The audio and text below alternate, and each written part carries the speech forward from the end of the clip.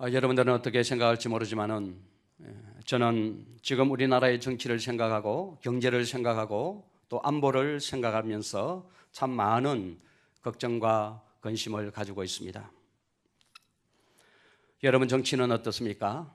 새로운 정권이 들어서면서 과도기에 있기 때문에 아직은 정치가 불안정한 상태에 있습니다.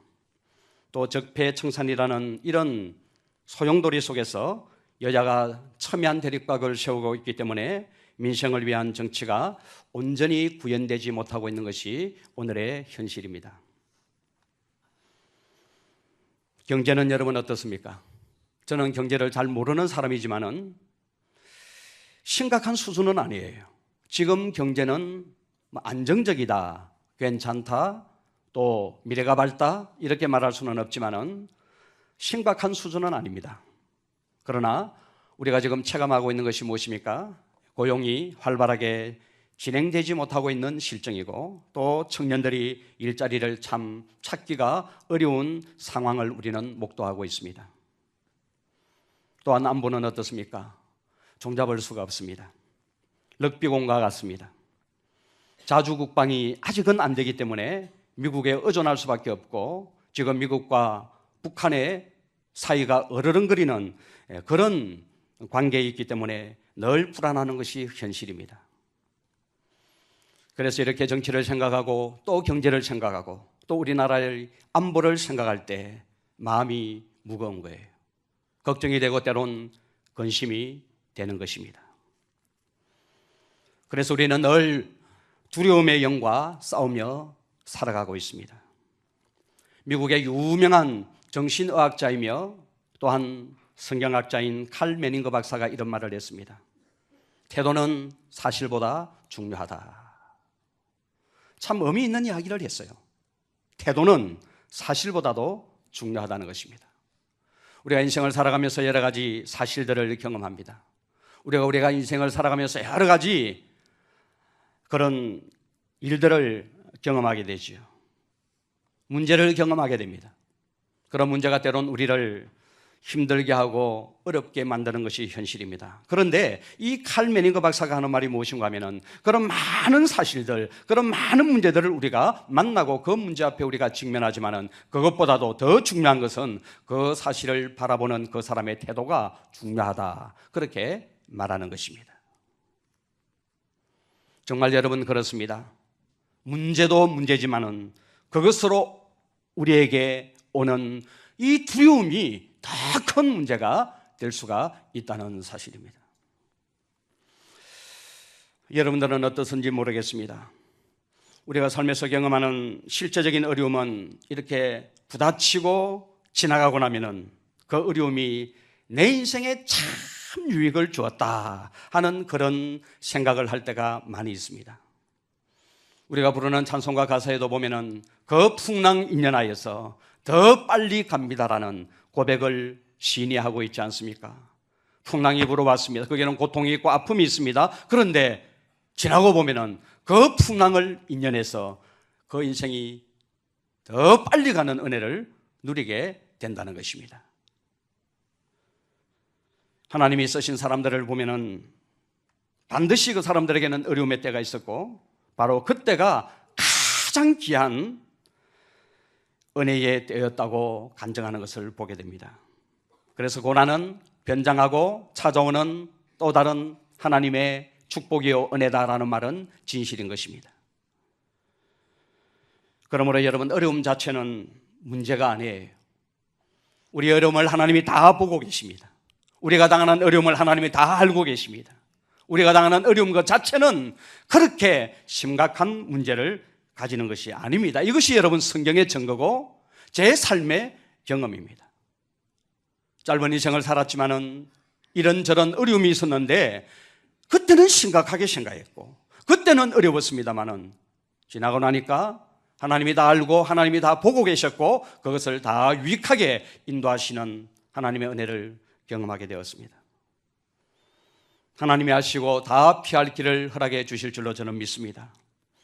출애굽한 이스라엘 백성들 300만 명이요 광야로 나가도 우리 하나님이 다 먹어주셨습니다. 상상치도 못하는 일이죠. 그 300만 명이 광야로 나갔는데 하나님이 다 먹어주셨다는 것입니다. 그러면 여러분, 우리가 인생을 살아가면서 진짜 무서워해야 될 것이 무엇입니까? 어려움 자체가 아니라 그 어려움 때문에 마음이 빼앗기는 것, 그 어려움 때문에 두려움의 영에 사로잡히는 것, 이것을 우리는 진짜로 두려워해야 한다는 것입니다. 제 생각이 절대적인 것은 아니지만은 지금 우리에게 또 여러분들에게 또 우리나라에 저는 두려움의 영이 이렇게 덮치고 있다 생각합니다. 사람들의 마음에 다 두려움이 있습니다. 내일을 걱정합니다. 걱정을 뛰어넘어서 그것이 두려워요. 내 인생이 어떻게 될까? 내 자녀가 어떻게 될까? 내 삶이 어떻게 될까? 이것을 생각하면서 우리는 늘 두려워하고 있는 것입니다. 바로 이때 하나님께서 우리에게 말씀을 하십니다. 예수 믿는 우리가 감사하는 사람으로 일어서라고 그렇게 말씀을 하시는 것입니다.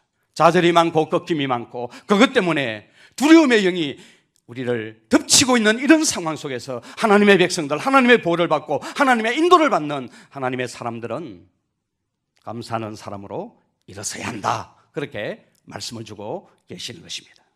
왜 그렇습니까, 여러분? 하나님을 믿으니까요. 우리가 하나님을 믿으니까요. 하나님을 진실로 믿으니까요. 오히려 하나님을 찬양하고 하나님께 감사하고 기뻐하는 자로 일어서라고 주님은 오늘 우리에게 말씀을 주시고 있는 것입니다. 여러분, 두려움의 반대가 뭐예요? 안 두려움입니까? 두려움의 반대는 믿음입니다. 믿음이 있으면 두려워하지 않습니다. 다윗이 누구를 믿었죠? 다윗이 하나님을 믿으니까 시편 23편에 주옥 같은 시편을 담아내고 있는데, 그 시편의 고백 중에서 이런 고백이 있습니다. 내가 사망의 음침한 골짜기로 다닐지라도 해를 두려워하지 않는 것은 하나님이 나와 함께 하십니다. 그렇게 말씀을 하고 있습니다. 하나님을 믿으니까 두려워하지 않는 것입니다. 하나님을 믿으니까 염려가 없습니다. 하나님을 믿으니까 그 믿음이 걱정을 다 가져가 버리는 것입니다. 여러분, 우리가 하나님을 믿고 예수님을 믿는다면 그 믿음이 구체적으로 무엇으로 증거가 되어야 될까요? 저는 오늘 감사주일이기 때문에 그렇게 말하는 것이 아니고, 우리가 진실로 하나님을 믿는다면 그것은 반드시 증거로 나타나야 되는데, 그 증거는 저는 감사라고 생각을 합니다. 여러분의 믿음이 가짜인지 진짜인지는 감사가 있느냐 없느냐를 보면 알 수가 있습니다. 여러분, 다윗이 믿음의 사람 맞습니까? 다윗이 믿음의 사람이에요. 그 골리앗 장수 앞에서도 쫄지 아니하고 담대함으로 나아갈 수 있었던 비결이 무엇입니까? 그에게는 하나님을 믿었기 때문에 그렇습니다. 돌팔매를 믿었던 것이 아니에요. 자신의 기능을 믿었던 것이 아니에요. 하나님이 보고 계시고 하나님이 알고 계시고 하나님이 나와 함께 하시기 때문에 이 싸움에는 반드시 이길 수 있다는 하나님을 향한 믿음이 있었기 때문에 그는 골리앗 앞에 쫄지 아니하고 담대하게 나갈 수가 있었던 것이죠. 다윗은 믿음의 사람이었습니다. 그래서 다윗이 기록한 시편의 말씀을 이렇게 뒤져가면서 읽어보면 그렇게 감사의 시편이 많은 것입니다. 믿음의 증거는 저는 감사라고 생각을 합니다. 누가복음 17장에 보면 10명의 환자가 고침을 받는 사건이 기록되어 있습니다. 예수님께서 10명의 환자를, 이 나병 환자가 자기에게 나옴을 보고 예수님께서 말씀하십니다. 너희들의 몸을 저 제사장들에게 가서 보이라, 그렇게 말했더니 그 말씀 그대로 순종해서 이 10명의 나병 환자가 제사장회로 가는 도중에 몸이 깨끗하게 낫게 되는 체험을 하게 됩니다. 그런데 10명 중에 단 한 명만 예수님에게 감사하러 와요. 감사로 온 사람에게 예수님께서 뭐라고 말씀하십니까? 누가복음 17장 19절 말씀에 보면 내 믿음이 너를 구원하였다, 그렇게 말씀을 합니다. 믿음과 감사가 같다는 말입니다. 믿음과 감사는 동전의 양면과 같은 거예요. 감사로 결론이 나야 그 믿음이 진짜의 믿음이 되는 것입니다. 여러분 혹시 믿음이 좋은 사람을 찾으십니까? 감사하는 사람을 찾으시면 틀림없습니다. 참 힘들고 어려운 일에 대해서도 나는 하나님 앞에 감사합니다. 나는 하나님 앞에 참으로 감사합니다. 그러면 그 사람은 진짜 믿음이 있는 사람이다. 이렇게 말씀을 드릴 수가 있습니다. 하박국 3장 17절 18절 말씀을 보시면 하박국은 6가지 없는 것에 대해서 이야기를 해요. 6가지 없는 것을 천천히 한번 살펴보니까 생존을 위해서는 정말 꼭 필요한 것입니다. 이것이 하박국의 삶에 없는 것입니다. 나무에 열매가 없어요. 밭에 먹을 것이 없습니다. 우리의 양과 소가 없습니다. 생존이 위협을 받고 있습니다. 실제로 여러분 하박국 당시의 상황이 그랬습니다. 영적인 상태, 정치적인 상태, 그리고 경제적인 상태가 완전히 다 무너져 내렸습니다. 아무것도 없습니다. 의지할 것도 좋을 것도 기뻐할 것도 아무것도 없습니다. 희망이 다 끊어진 상태예요. 기대하고 바라볼 것이 없습니다. 그래서 하나님께 하박국은 원망하고 따집니다. 그랬던 그가 감사가 터져나오게 되는 것을 보게 됩니다. 해결된 것은 아무것도 없습니다. 단 하나가 해결되었다면 믿음의 눈이 열린 것밖에 없다는 겁니다. 하박국은 하박국 2장 18절 19절에서 이렇게 노래하고 있습니다. 나는 여호와로 말미암아 즐거워하며 나의 구원의 하나님으로 말미암아 기뻐하리로다. 주 여호와는 나의 힘이시라. 나의 발을 사슴과 같게 하사 나를 나의 높은 곳으로 다니게 하시리로다. 이렇게 고백하고 있는 것을 보게 됩니다. 여호와로 말미암아 나의 구원의 하나님으로 말미암아 내가 기뻐한다는 거예요. 여러분 상황은 너무나도 비참하고 어렵습니다. 그러나 하나님에 대한 믿음의 눈이 확 열리니까 여호와로 말미암아 여호와로 인하여서 감사가 터져나오게 되는 것을 보게 됩니다. 여러분 우리가 하나님을 믿으면 감사하지 않을 것이 아무것도 없습니다. 하나님을 믿으면 감사하지 않을 게 없다는 것입니다. 하나님을 믿으면 모든 것이 다 감사가 될 수가 있다는 것입니다. 우찌무라 간조라는 일본의 유명한 신학자가 있습니다. 물론 하나님의 부름을 받으신 분이십니다. 이분이 하나님이 우리를 저주하신다면 세 가지를 가지고 저주한다 이렇게 말을 했습니다. 여러분 사업 실패 아닙니다. 육신의 질병 아닙니다. 불의의 사고 이런 것이 아니에요. 그건 저주가 아니라는 것입니다. 오히려 이것은 축복의 기회라고 말을 했습니다. 진짜 저주가 뭐냐? 세 가지인데 하나님을 그렇게 믿고 싶은데 하나님이 안 믿어지는 것이 저주라는 것입니다. 그렇게 성경을 읽어도 하나님의 음성이 들리지 않는 것이 저주라는 것입니다. 세 번째 저주는 감사가 없는 삶이 저주라는 것입니다. 만약 하나님이 저주를 하신다면 이것을 가지고 저주한다 그렇게 우찌무라 간조는 이야기를 했습니다. 여러분 감사가 없는 삶이 저주래요. 여러분 혹시 경험을 해보셨습니까? 감사가 여러분들의 어려운 삶을 그리고 어려운 조건을 다 뒤집어 놓습니다. 여러분 정말 그렇습니다. 하나님은 그렇게 역사를 하십니다.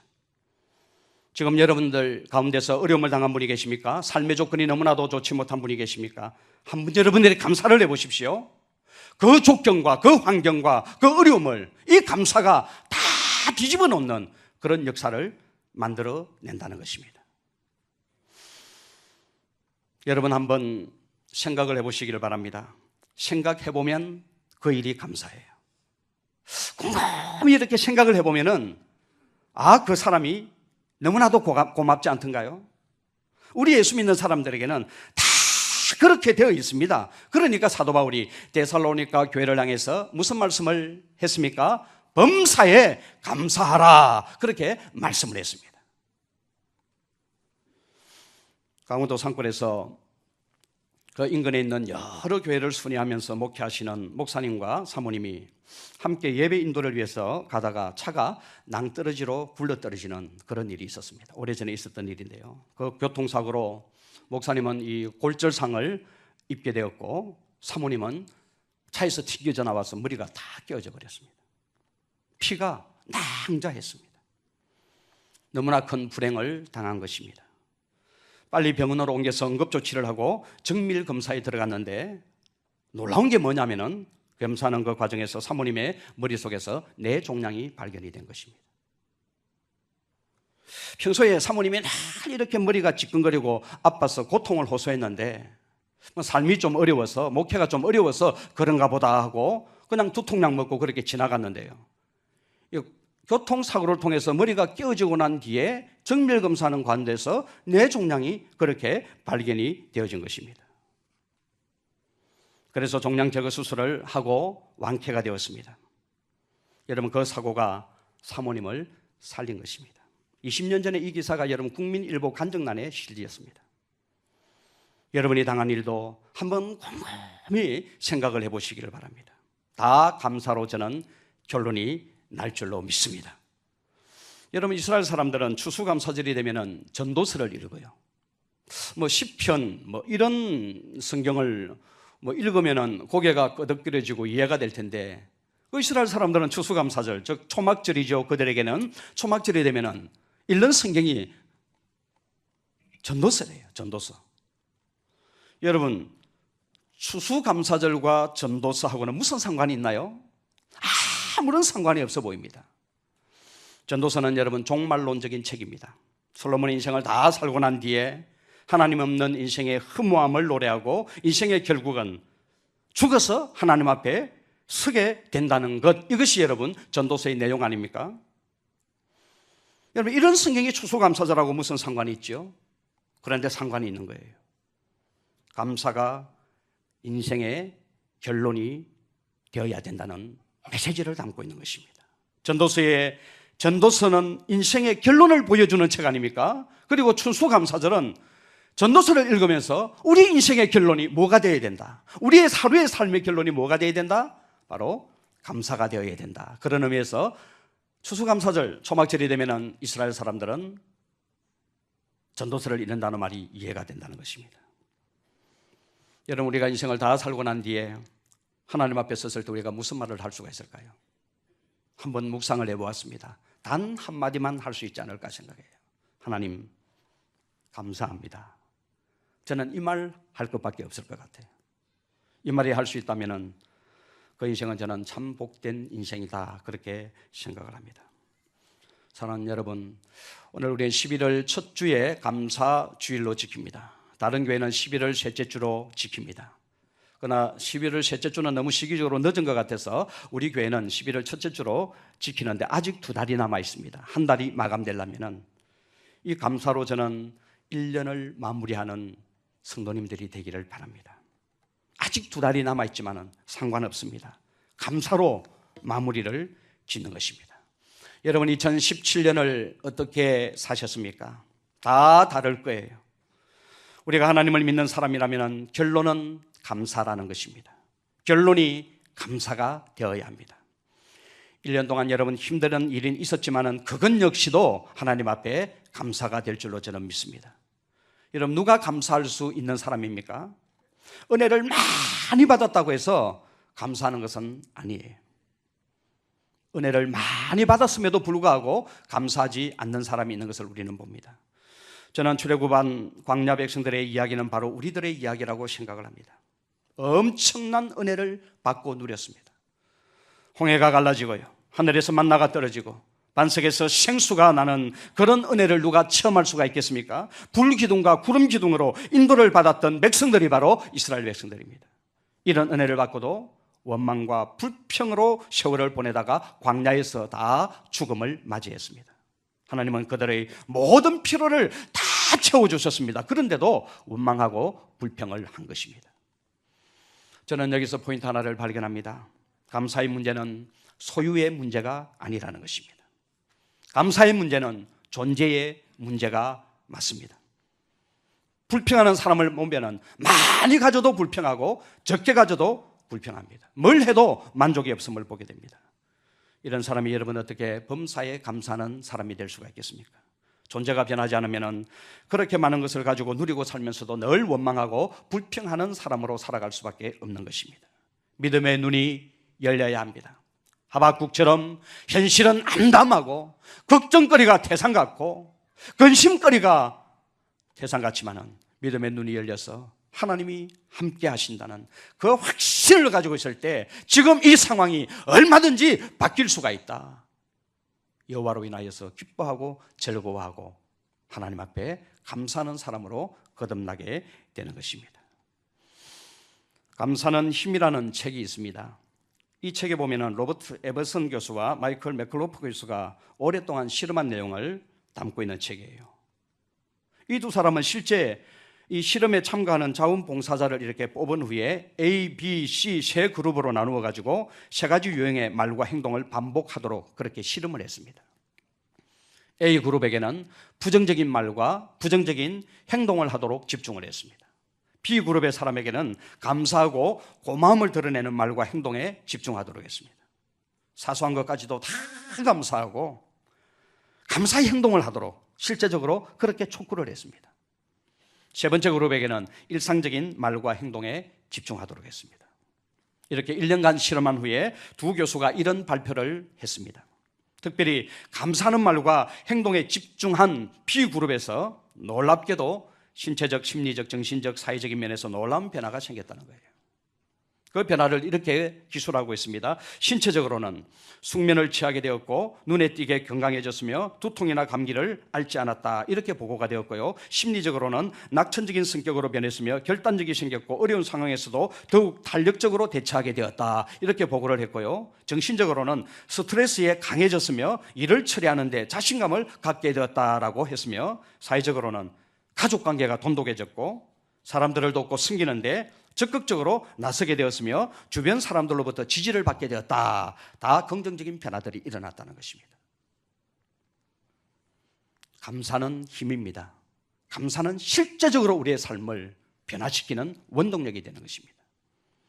오늘 우리가 읽은 이 짧은 본문요, 감사라는 말이 3번이나 나옵니다. 감사는 자가 되라고 말하고 감사는 마음으로 하나님을 찬양하라고 말하고 하나님 아버지께 감사하라 그렇게 우리에게 권면합니다. 저는 확인해 본 적이 없는데요, 성경을 연구하시는 분들이 성경에 감사라는 말이 365번이 나온다고 합니다.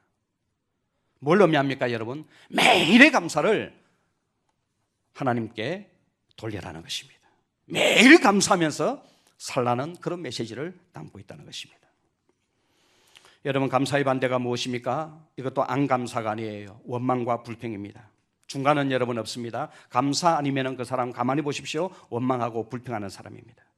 원망과 불평은 여러분 마귀가 주는 영입니다. 감사는 하나님의 영인 성령이 주시는 열매입니다. 원망과 불평은 마귀의 영이기 때문에 늘 파괴적입니다. 무너뜨리고 깨트려버리고 아픔과 상처를 주는 것을 보게 됩니다. 원망과 불평이 일어나는 곳을 여러분 가만히 한번 들여다보시길 바랍니다. 거기는 고통이 있습니다. 아픔이 있습니다. 깨어짐이 있습니다. 상처가 있는 것을 보게 돼요. 하나님이 우리에게 주신 행복을 다 갉아먹는 악한 바이러스가 바로 원망과 불평입니다. 그래서 원망과 불평의 결국은 광야 이스라엘 백성들이 그랬던 것처럼 다 죽음으로 끝나는 것을 보게 됩니다. 그러니 여러분, 감사는 성령의 역사이기 때문에 창조적인 힘을 가지고 있는 것입니다. 현실을 이겨내고 극복해 내게 됩니다. 감사하면은 성령이 역사합니다. 바울과 실라가 빌립보 감옥에서 감사하면서 하나님께 찬양하며 나아갔더니 어떤 일이 일어나게 됩니까? 손을 묶고 있던 결박이 다 풀리게 되고 옥문이 열려지는 역사가 일어나게 되었습니다. 감사는 문제를 풀어내는 힘이라는 것입니다. 감사는 능력이 되는 것입니다. 이제 여러분, 한 해가 마무리되어 가고 있습니다. 무슨 일을 만나든지 다 감사로 결론 내는 우리 마산 유로교회 성도님들 되시기를 주님의 이름으로 축원을 드립니다. 감사에는 여러분 두 가지 감사가 있습니다. 하나의 감사는 본질적인 감사가 있고 다른 감사는 감사할 거리가 있어서 감사하는 조건 감사가 있습니다. 조건 감사 누구나 다 할 수 있는 거예요.